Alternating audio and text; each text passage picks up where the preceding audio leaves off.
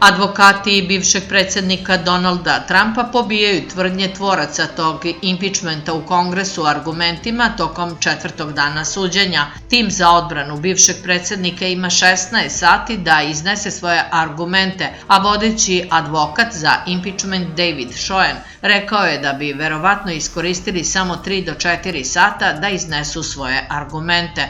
To znači da bi glasanje o tome da li bi trebalo osuditi ili osloboditi bivšeg predsjednika moglo doći već u subotu uveče.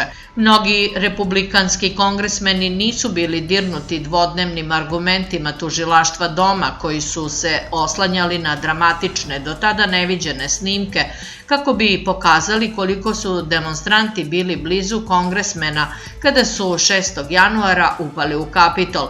Senatori GOP-a rekli su da impičment menadžeri nisu uspeli da ih nagovore da osude bivšeg predsjednika Trumpa zbog optužbi da je podstakao ljude na pobunu sugerišući da demokrate gotovo sigurno neće uspeti da obezbede 67 glasova koji su im potrebni da osude Trumpa. Očekuje se da će pravni tim bivšeg predsjednika tvrditi da je Trump nevin u optužbi, da je podstrekivao na pobunu i da su demokrate besposlene dok su neki od njihovih lidera pozivali na nasilje nad konzervativcima tokom trajanja Trumpove administracije i tokom nemira prošlog leta. Mislim da će vas barem dirnuti ono što vidite i steći ćete mnogo bolju sliku o tome šta se događa, rekao je Schoen za Fox News u pregledu njihovih argumenata, dodajući da će razotkriti licemerje tvoraca impičmenta.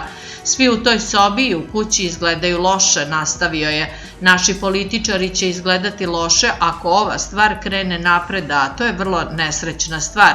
Ukoliko odbrana završi svoje izlaganje do petka popodne, porota će zatim preći na 4-satna ispitivanja senatora pre 4-satne debate o tome da li treba pozvati svedoke.